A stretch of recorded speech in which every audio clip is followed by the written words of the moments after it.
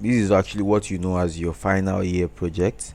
At your final grade, you get to do a project. Get to write something pertaining to your discipline.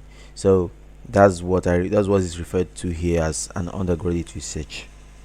So you are adding to the body of knowledge that is already on ground as an undergraduate.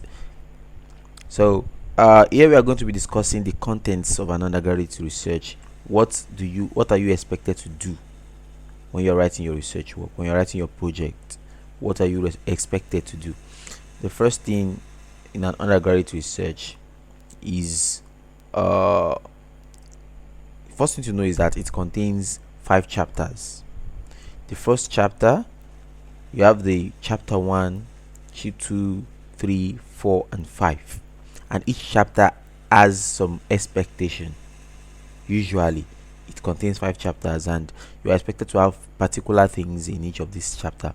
If chapter 1 is the introductory chapter, where you state your research objective, where you explain why you are doing the research, justification of the research, and everything. So the first thing is the background of the study. Why am I studying this? Out of all the topics, out of all things I can study, why am I interested in this knowledge, in this why am I asking this question?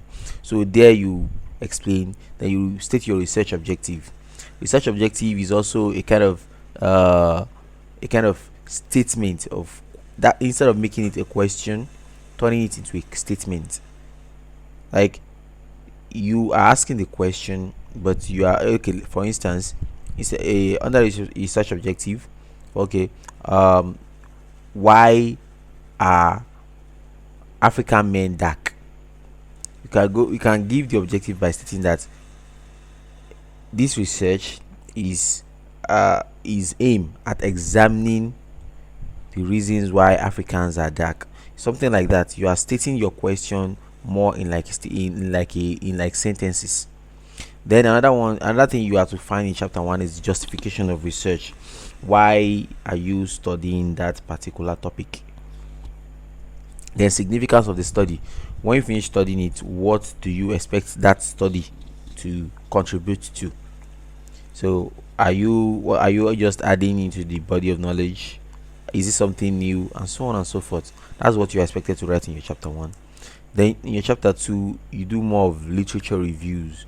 That is, you will have collected all books, all journals, all articles that you can find, all resources you can find available on that particular study. You read, you will have done majorly whatever you are doing, someone has done something similar.